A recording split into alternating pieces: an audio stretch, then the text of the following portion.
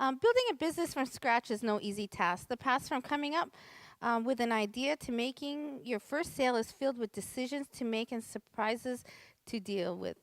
That's why it's incredibly important to start out on the right foot by building a solid business model for your venture. There's always going to be challenges to overcome in business, but when you have the right foundation, it makes it a lot easier to overcome them. This is why we are so thrilled that Stephen Days and Hanan Anis from the University of Ottawa is here to take us through the process from using the business model Canvas. After their presentation, we'll have an opportunity to work on our very own business model canvases during lunch. Stephen is the founder of CoachMyStartup.com and the Agua, I hope I said that right, Entrepreneurship Development Corporation. Hanan is an entrepreneur in residence and a part-time professor at the University of Ottawa's Telfer School of Management. At this time, I'd like to invite Hanan and Stephen to come up.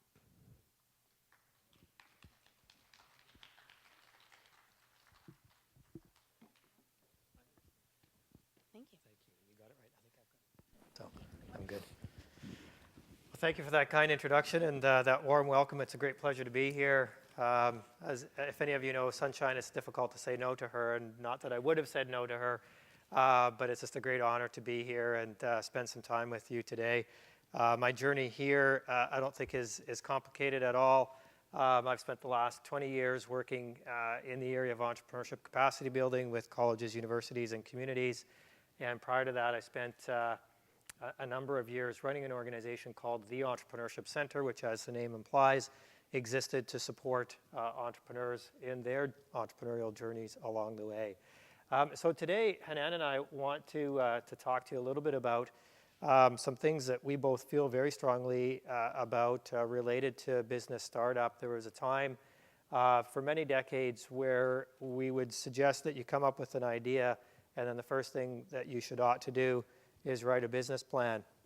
And although business plans are still very useful and they still have their time and place, we've recognized over the years and over the individual interactions with entrepreneurs that there is something absolutely much more important than you ought to do than just jump into writing a big, meaty business plan. And that is really getting the idea right to begin with, and then really taking a look at how you can take that idea and validate whether or not it is a good idea through things like tools such as the business model Canvas.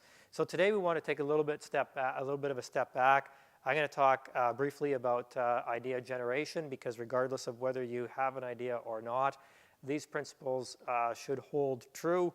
And if you have a business idea, or even if you're working on a business idea, what I find is a lot of people who are stuck or who are having problems with their business, in my consultations with them, I often take them back to some of the idea generation principles. Sometimes all we need to do is just tweak their idea a little bit, and then we're able to move forward successfully. CoachMyStartup.com. I encourage you to take a look at that. I've got a resource page on there. This presentation is on there, and there's all sorts of other resources that I might reference throughout the course of today. All the information on there is available for you to download and use as you choose. All right, so let's talk a little bit about idea generation principle number one, and that is difference between a good idea and a good business idea is a good business idea makes money. And the reality is I've spent time with thousands of entrepreneurs over the course of a couple of decades, and anytime I deal with an entrepreneur, they tell me about their idea, and no one has ever said that they think their idea is lousy. Everybody thinks their idea is very good, and typically their ideas are very good. But the reality is it's only a good idea. It's not a good business idea unless you can actually make money. And that's where a lot of people get stuck is, I've got this great idea, I love doing it, but in fact, I haven't been able to generate money. And in some cases, what we have to do is we need to tweak, or common vernacular, pivot their business idea in order to move forward. Idea generation principle number two, ideas evolve over time. And the most common examples that we use here, number one, in what order? Facebook. Facebook started off as a dating site for some Harvard University students, and of course, it's evolved over time, and it's turned into what it is today. Number two, 3M sticky notes actually started off as a mistake. 3M was looking to create a super glue, and in their trials, they realized that this particular glue wasn't actually a super glue at all. It wasn't very sticky, but in fact, it held its stickiness over time, and eventually 3M Post-it notes emerged out of this mistake. And finally, lastly, is BlackBerry, which started off as an instant messenger. So it was an evolution of the pager that people often would wear on their belt buckles. A lot of times you'd see doctors and nurses and medical professionals wearing pagers. They would beep, they'd take a look down, it would be a telephone number, and the founders of BlackBerry decided, well, why can't we put a little bit more information than just a phone number on that? And in fact, BlackBerry started off as this type of a device. And of course, we all know it today as a smartphone, and some would contend one of the original smartphones. Number three, ideas have to have, this is kind of a three-part section, ideas have to have a value proposition for a critical mass of addressable customers. And let me break that down a little bit. A value proposition is really something that somebody cares about other than you. And a lot of times people start their business ideas off because they care about something. But the reality is somebody else needs to see value in that idea as well. And that's kind of an obvious one, but unfortunately a lot of people get stuck on that. We have to revisit that sometimes. Critical mass, really, this is all about how many customers do you have out there that might be interested in buying this product or service, and is there enough of them for you to actually make money off of? And then finally, addressable customers, and that is, can you find them, can you access them? The panel before us, which was great, and thank you for sharing that information, by the way, talked a lot about marketing and advertising, whether it be through Facebook or other channels. The reality is you need to be able to access a critical mass of customers that you can actually get into your store or get online so that they actually can engage you. So it's a three-part: value proposition, critical mass, and people who you actually can get to and they can get to you. Because it doesn't matter if they really like your product or service. If there's no way of transacting business, then you don't have a business. Number four, ideas come from anywhere. But when we boil it down, there's usually one of a number of places that ideas typically come from. I'm going to go through them right now. Number one, first and foremost, is people have a problem that they need solving. And when you talk to equity investors, venture capitalists, and angel investors, they really like investing in people who are trying to solve a problem that they have. And that's because if they're trying to solve their own personal problem, then there's a good likelihood that they're going to work tirelessly days, nights, and weekends at actually solving this problem. And they are an adequate reflection of what the ultimate customer is going to be. This is an interesting example. How many people have heard of Shopify? Hands up. Shopify is a local success story here in Ottawa that is an online e-commerce platform. So if you want to sell your products online, they offer a great, easy, seamless way to actually create an online store, website store, with back-end payment system, all in a few short minutes. And they've been absolutely successful. Their most recent valuation after a round of financing last year put them at about $1 billion. The venture capitalists decided that their company was worth about $1 billion. They actually didn't start out as an online payment system. They actually started out as a snowboard company. And that is, the founders were very interested in snowboards, had been making their own snowboards, importing their own snowboards, and in fact decided that they wanted to sell more snowboards. And so they looked to create an online store to sell more snowboards. And in fact, what happened was they got so frustrated with the technology that was out there that they ended up building it themselves. They were both coders, lucky for them. They were able to piece together a system that worked really well for their snowboard shop. And in fact, what happened is they launched their snowboard shop, and although it was marginally successful, the reality is people were much more interested in the platform, the software that they had built, than they were in the snowboards, and Shopify was born, and now they're in countries all over the world. And if you visit the CEO of Shopify, the founder, Toby, in his office downtown on Elgin Street, you will see a series of snowboards sitting in his office, and these were some of the original snowboards that he started off as.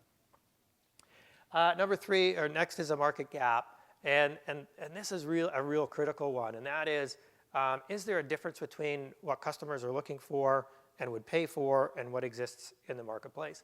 And this is something that I constantly, with my clients and my students, I'm constantly talking about, and that is there a gap between what exists and what people would pay for?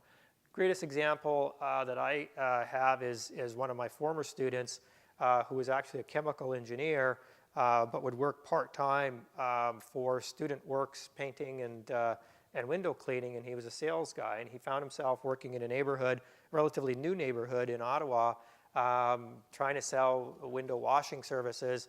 And in fact, what he realized very quickly is everybody that he was knocking on the doors of selling window washing services, nobody had a fence or a deck.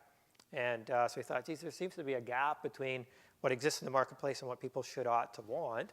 And so later one night, he went back and started knocking on doors, just asking them if they'd be interested in a fence or a deck. And eventually, he found, back to a critical mass, he found a whole bunch of people who said, yeah, in fact, if you can give us a quote, that would be interesting. We are looking for a fence and a deck. So quickly he realized that there was this gap between what was interesting to customers and what existed, but he also quickly realized that he had never built a fence or a deck in his life. And so he went directly to a hardware store where he was able to hire somebody away who knew how to build fences and decks. And 3 years later, he's one of the most successful fence and decks companies in the city. And so he didn't necessarily have an interest or defined expertise in fence and decks, but he was able to discover a gap that existed in the marketplace. Next thing is interest. And anybody who runs a business is going to tell you that it's really easy to stop doing your business and do something else. There are going to be many days where you wake up and wonder what the heck you've done to yourself. And so if you don't have enough interest in this business to work 24/7 on it, it's probably not the right business for you. I've always said when it doesn't feel like work, you found the right job. And that's what entrepreneurship is about. If it doesn't feel like work, then you're probably doing the right thing in terms of business. One of the examples I often use is restaurants. And in my life, I see a lot of people who love doing what they do and they want to start restaurants. And if anyone has ever worked in the restaurant business, you know you would not otherwise want to start a restaurant or work in a restaurant unless you really loved it, because it's hard work and it's late hours and it's not easy. Next, insight. The next thing is, we need to have some vision of what's happening in the future, some knowledge of what is to come.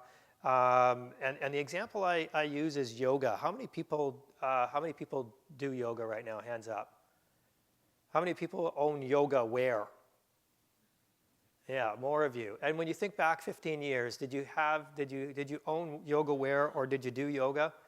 The answer is probably no, but 15 years ago, a company called Lululemon was founded. And fast forward 16 years, we see that their sales are about $1.4 billion. And so at some point 15 years ago, somebody had the vision to realize and somebody had the insight to see where this industry was headed. So let's go through this. Just in summary, good business ideas, the necessary conditions can make money. Or if you're a not-for-profit or a social enterprise, at least not lose money.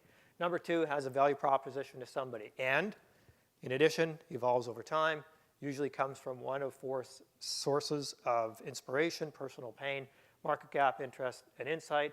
And of course, the best business ideas satisfy most or all of these conditions. And if you're having difficulty in your business, I often will take people back to this list and say, how many of these actually can you check off here? And if you can't check these off, then what we need to do is work with you on evolving your business idea sufficiently that you can check more and more of these things off.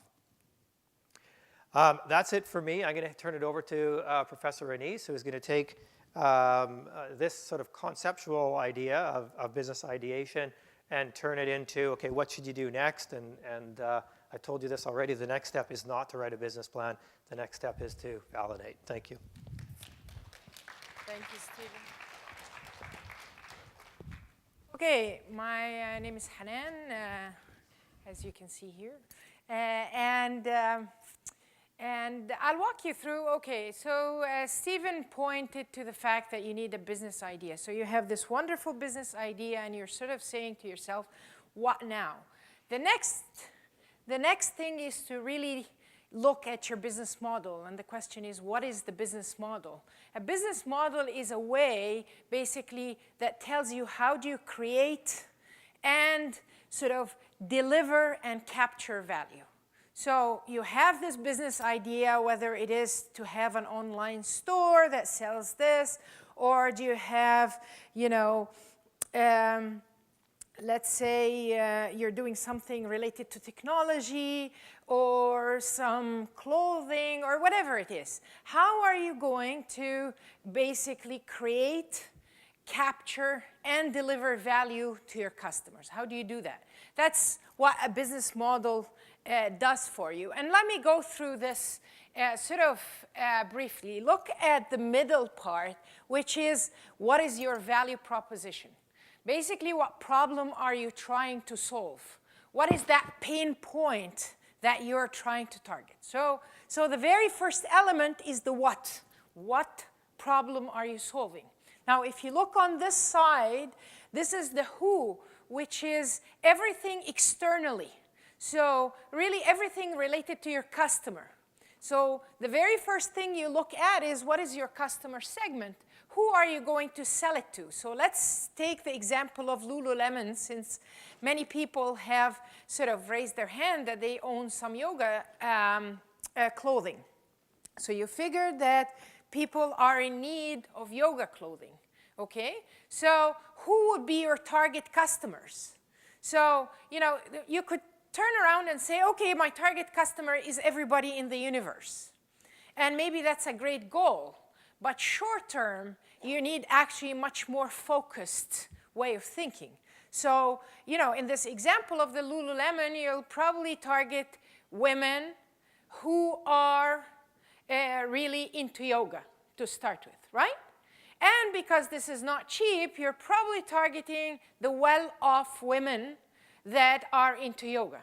So you have a very targeted market segment. Okay? So you figured out your market segment, and then there are a couple of other things. How are you going to deliver that? What is the channel to market? So, think about it as the way you're transporting your goods to people, right? So are you going to do it with an online store? Are you going to do it door to door? Are you going to do it, and how are you going to scale? If you're widely successful, how are you going to do that? So that is sort of the channels. Customer relation. Are you going to have a direct customer relation? Are you going to do a word of mouth? How are you going to really get to your customers, so to speak? So this is the who part. Then there is if you look at this, how much? And this is a part that most people really give it some thought, but think about it this way. This is the revenue stream portion. Basically, how much are you going to charge? And that's always a question, right? How are you going to charge? And a lot of people turn around and say, well, it's going to cost me X dollars. I want 40% profits, then I'll sell it for this amount. And often this is not a good enough of an answer. And the reason for that is, you can turn around and sort of say, oh, I'm going to sell this pants for $200 because it cost me $150 to buy the material. And why it's not good enough? Because nobody would buy this pants for $200, right? So I guess what I'm trying to say is that what you really need to look at when you're looking at your revenue stream is what actually the market would bear. So in the example of Lululemon, people would there wasn't too many options. This is new, it's stylish. There's a whole sort of branding and so on. And the market could bear quite a lot of money in there. But other things, the market wouldn't bear the price that you think you can do it for. So let's think about this now. You have a value proposition, which is there is a problem you identified, whether it's an insight, whether there is a need, a passion, whatever it is. And then you figured out your market by the customer segment. You figured how you're going to deliver it to those customers. And then you looked at your revenue stream. And I'm just saying that you really need to do your homework as to what the market would bear rather than what is your cost. The last portion of all this is the internal activities of your organization, right? The how. How are you going to deliver it? You really need people, right? You need people, you need cash, you need resources, you need partnerships, all this portion is the internal part of the organization. So think about it that there is, if you think of a business model, the what is you, this is your value proposition. This portion is to the customers, this is the who, and this portion is internally to your organization, right? So this portion is the internal portion of your organization, and from this portion, you figure out your cost structure, right? Based on the people you're going to hire, and so on. Okay, now I'll stop for a second and take any questions because, and the reason I'm stressing this portion because we'll build on it even within the lunch period. So I just want to make sure if you have any questions, please ask at this point. Are we good? Okay, how many people have heard of LinkedIn? Okay, how many people use LinkedIn? Okay, so there's quite a number of people. How many people pay for LinkedIn? One person in the audience. Okay, so let's look at this for a second. LinkedIn is so for anybody who doesn't use LinkedIn, LinkedIn is a way for professional, it's the Facebook for professionals, as one of my students put it to me one day. So it is sort of, if you want to keep your relations with other professionals, you go to LinkedIn. And for anybody who never used LinkedIn, LinkedIn is, for most people, is free. And then, you know, when we took hands here, most of the people use LinkedIn, but they don't pay for LinkedIn. And the question is, are they stupid? LinkedIn is a very successful company, and are they stupid? And of course, the answer is no. And let me show you how is LinkedIn successful, even though most of us don't pay a dime for LinkedIn. Okay? So if you look at the middle portion, this is their value proposition. So let me ask you, in terms of LinkedIn, I just said the value proposition of LinkedIn is to connect professionals, okay? So that is the value proposition. And I want you to look at the yellow portion of things for now. Don't look at the other stuff, just look at the yellow. So the value proposition of LinkedIn is manage professional identity and build professional network.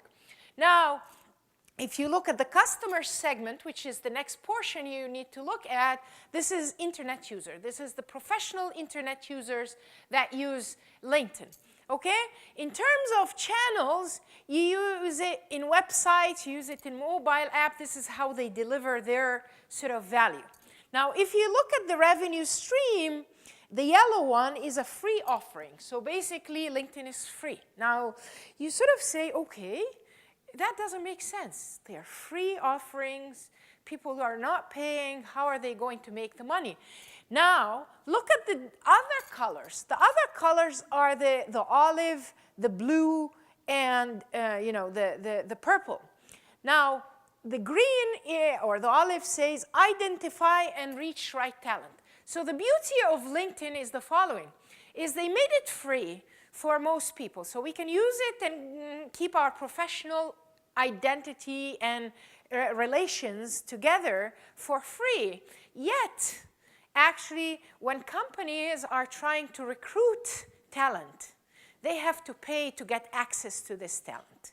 If people want to market things and put ads, they have to pay to do this. So they actually open it up for most people for free, yet they make their money out of reaching the target audience, out of identifying and reaching the right talent.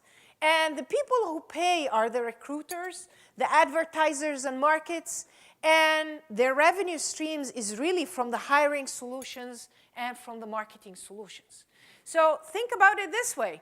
If it wasn't for most of the people in the room who use LinkedIn for free, then the advertisers wouldn't have cared to go and advertise on LinkedIn. If it wasn't for all of us who use it for free, the recruiters wouldn't have cared to go and pay LinkedIn to get the information about recruiting. So what I'm trying to say is a business model doesn't have to be by paying for everybody. You can also think of ways, and these are becoming more and more popular, is that certain segments of society can use your services for free, yet you enable other segments in society to maybe get this information, get this services, and pay you for something completely different. And you know, this is certainly happens more on the sort of software side and mobile apps related to your mobile devices. But there is, my only point here is that when you're looking at your whole business model canvas, you can actually sort of think about it in a global sense rather than for just one segment or the other. Okay, so you know, everybody's familiar with Facebook. Facebook is not very different than actually LinkedIn. If you think of Facebook, how many people here in the room pay for Facebook?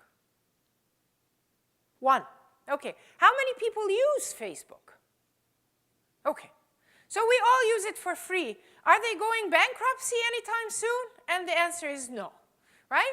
And for very similar reasons to LinkedIn is they make money out of the advertising. Okay, a lot of the money are made of advertising, and because we all use Facebook, because we all like to communicate, they use the natural tendencies that we have as people to communicate to their benefit, and because we all have this sort of networking interest, they used it as a platform for advertising for themselves. Okay? Any questions? Okay, I want to sort of take you from there. So you have this business idea, you wrote your business model, so we gave you this sort of template, and we're going to do much more in the break. We gave you this template, and you kind of, for your business, you wrote the business model canvas, and you filled it to your best of your abilities, and then you kind of saying, okay, now what? Should I go to an investor with this, or what should I do now? And of course, the answer is don't go anywhere yet. This is just your hypothesis, right?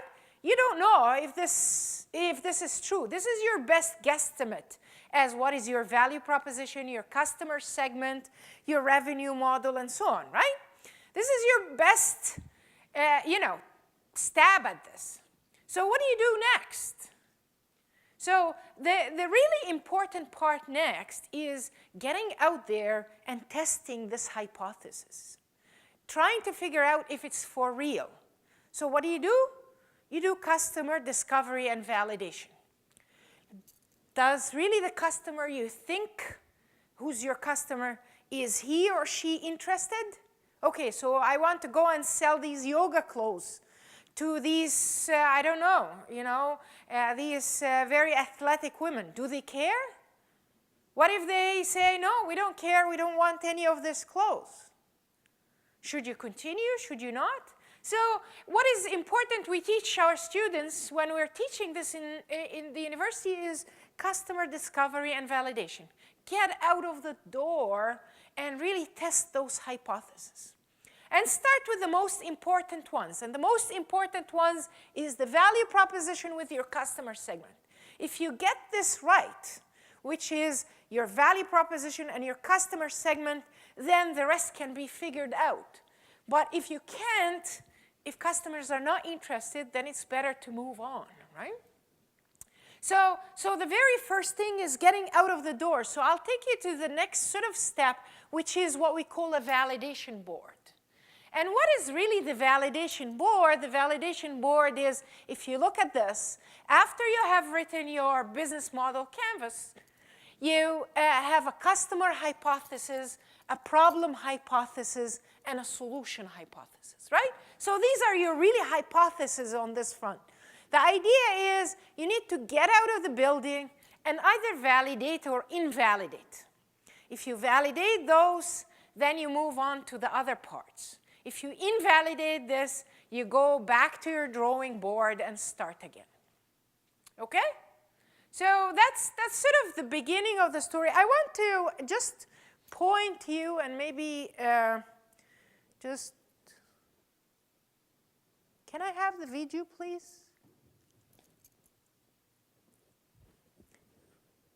And I'll just play the first 2 minutes, and this will be available. I'm sure that it will be made available. But I About 4 years ago, I started a company called Campus Bike.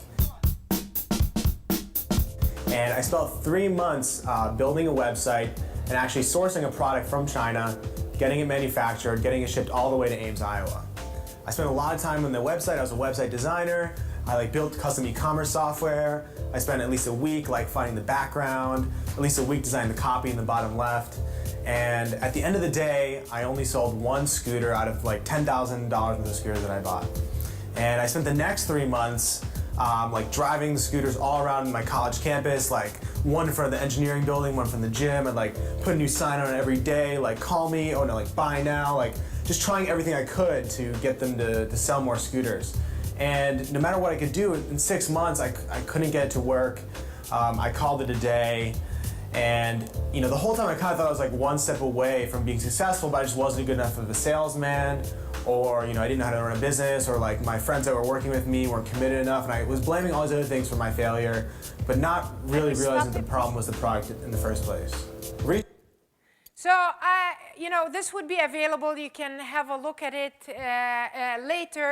I think this is actually a very common thing that people, when they do, go out there testing a product. And usually it's a little bit too late. You do your best thing, you build something or you buy stuff, and then you go and start selling it, and it doesn't sell very well. And you're kind of giving all kind of reasoning of why this didn't sell.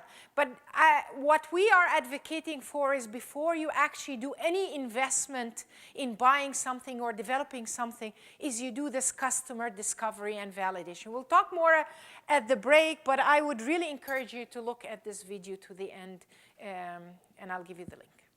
Okay, I'll stop there and we'll take it out at the break. Okay?